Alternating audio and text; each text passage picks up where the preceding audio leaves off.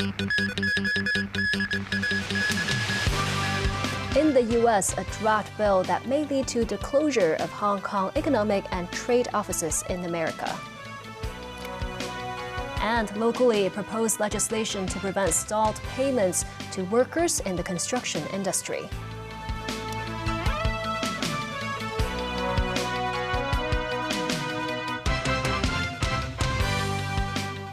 Premier Li Qiang and Russian President Vladimir Putin took part in a virtual Group of 20 Summit meeting on Wednesday, chaired by Indian Prime Minister Narendra Modi. With the Gaza conflict largely shifting attention away from Russia and Ukraine, Putin called on summit attendees to think about how to stop the tragedy of the 21-month-old war. Addressing G20 leaders for the first time since the start of the war, he said military actions are always a tragedy, pointing to the destruction in Gaza. The United States was represented by Treasury Secretary Janet Yellen. The Chinese premier, meanwhile, urged members to give priority to development cooperation and oppose the politicization of such issues.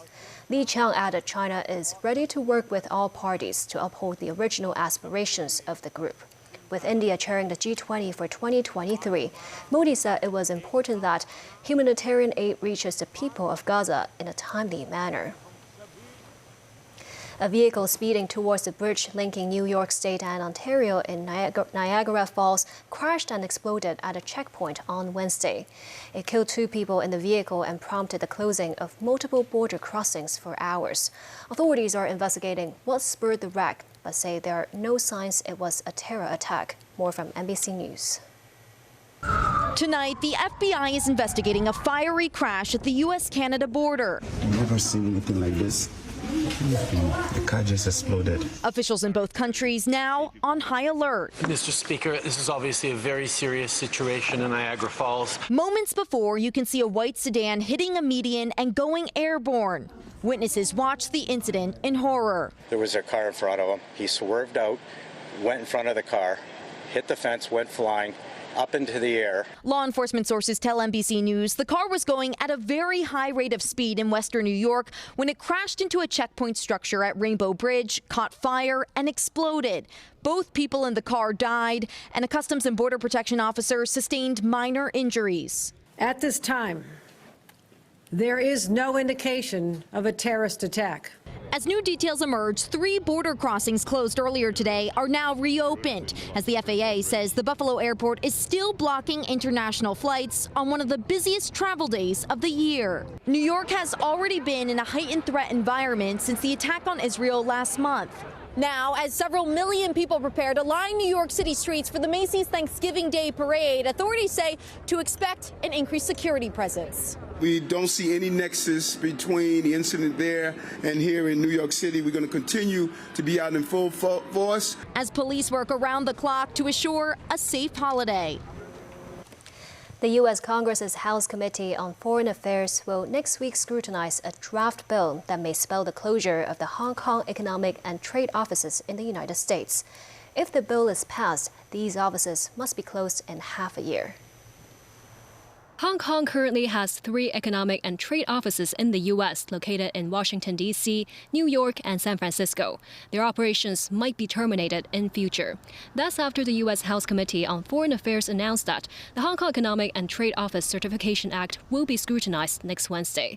The legislation would require the U.S. president 30 days after enactment to certify whether the economic and trade offices in the U.S. merit the extension of privileges, exemptions, and immunities that they currently maintain. If not, the offices have to be closed within 180 days. Even if the offices are deemed to merit the privileges, the Congress could still strike down the resolution, which would force the U.S. government to revoke the privileges of the Hong Kong offices.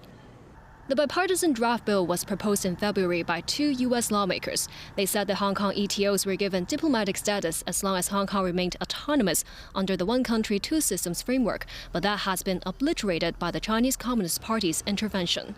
They added the Hong Kong ETOs have become additional diplomatic outposts of the PRC. In July, the bill was passed by the U.S. Senate Committee on Foreign Relations. If it's passed by the House Committee on Foreign Affairs, it still has to go through the Congress before it's signed and approved by the U.S. president. The Hong Kong government earlier condemned the U.S. for interfering in the SAR's affairs, stressing that the three offices will continue to promote the city's unique strengths fearlessly. Scholar Lau Siu Kai, a consultant to the Chinese Association of Hong Kong and Macau Studies, said the draft bill is likely going to be passed. The possibility of passage is very high because of the anti-China, anti-Hong Kong atmosphere in the United States. He said the bill is mainly symbolic and the actual impact on Hong Kong won't be huge. The city's construction sector has been plagued by payment delays and disputes over the years. To resolve the long-running issue, the government has proposed a bill hoping to prevent stalled payments and establish a mechanism to facilitate timely payments.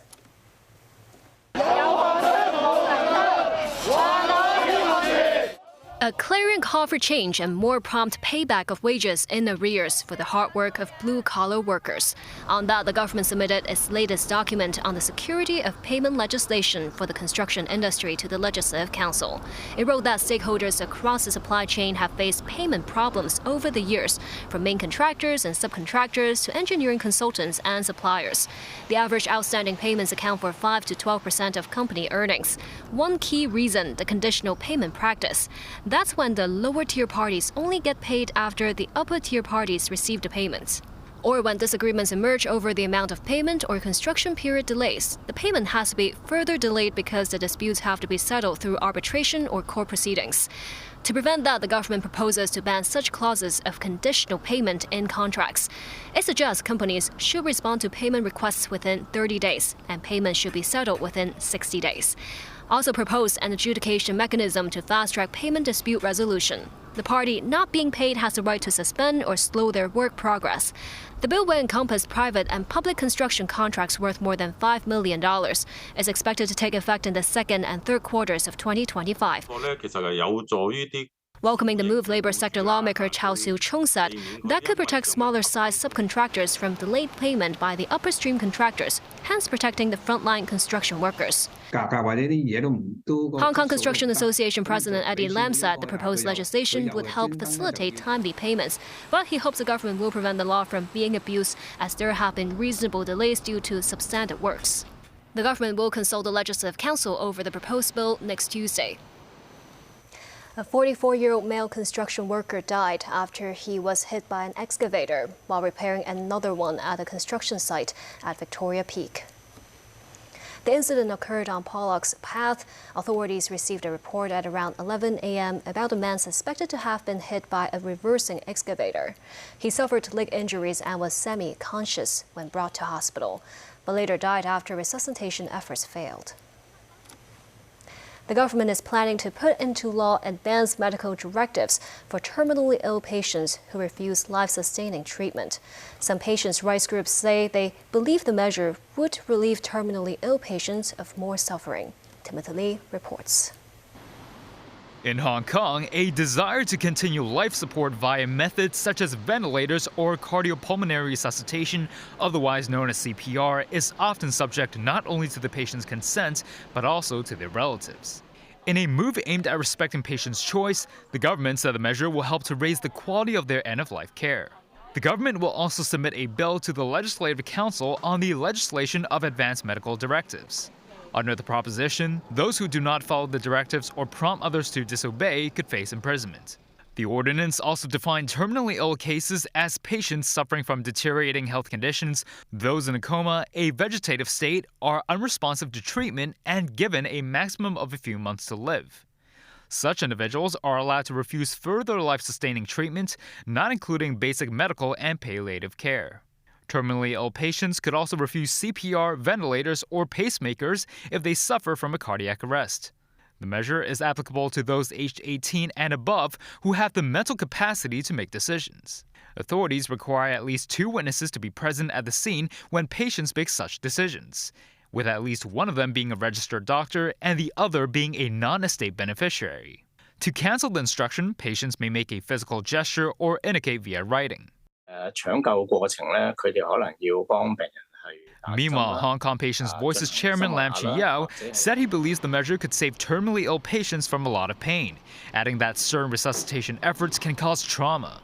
The bill will be gazetted on Friday and submitted to the Legislative Council on the 6th of next month.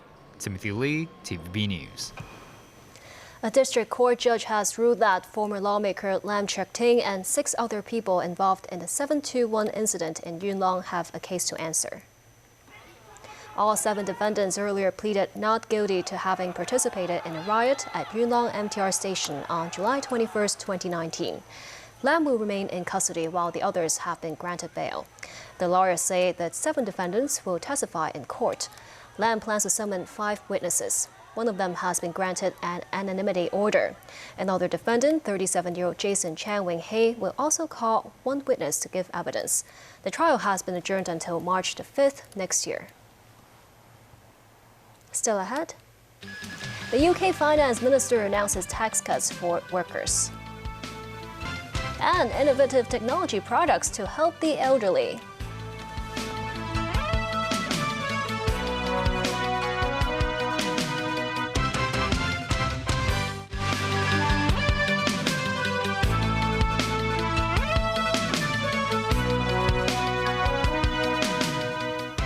Welcome back. In the UK, Chancellor of the Exchequer Jeremy Hunt attempted to ease the economic burden for workers, including the lowest paid, as he delivered his autumn statement. Generous tax cuts will help millions in a stagnant economy, but the percentage of the country's budget paid for by taxes will rise. The Conservative Party hopes to boost its own fortunes with an election expected next year. David Garrett reports. Jeremy Hunt leaves number 11 Downing Street on his way to Parliament to present his autumn statement. Is this the last chance to win an election, Chancellor? Polls suggest the government trail Labour by at least 20 percentage points. Labour says the stalling economy is broken after 13 years of Conservative rule. Hunt began by outlining his cautious approach since taking the job. He followed a tumultuous period in 2022 when, under short-lived ex-Prime Minister Liz Truss and Finance Minister Kwasi Kwarteng, an estimated £30 billion was lost in unfunded cuts. Now Hunt says he can afford to make life easier. I'm going to cut the main 12% rate of employee national insurance.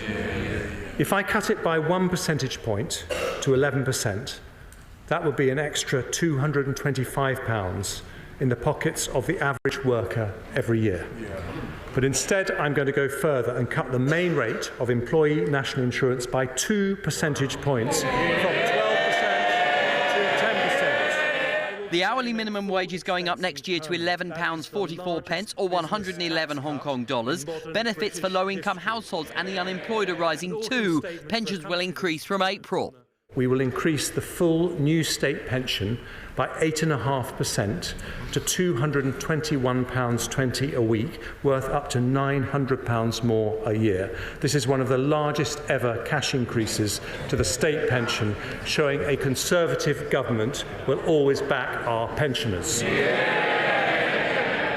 Hunt is offering incentives for companies that upgrade equipment, saying the time is right after his policies had cut inflation by half. Taxes will contribute to just under 40% of national income, a 70-year high. The UK's fiscal forecasters say the standard of living will remain 3.5% below pre-pandemic levels, but the Chancellor summed it up positively. An autumn statement for a country that has turned a corner, an autumn statement for growth, which I commend to the House. Prime Minister Rishi Sunak looked pleased with what he heard. The Conservatives hope voters will be convinced too. David Garrett, TVB News. The 4-day Geron Tech and Innovation Expo cum Summit opened at Convention and Exhibition Centre today. Muong and I talked to some of the more than 200 exhibitors at the event. This wheelchair can assist elders with their walking. This is a portable fundus camera which can monitor a person's health by analyzing their retina. The 7th Geron Tech and Innovation Expo cum Summit showcases about 800 innovative technology products and application solutions from the city and overseas. Choi Hoi Wei, Chief Executive of the Hong Kong Council of Social Service, hopes the fair will deepen the general public's understanding of Geron technology.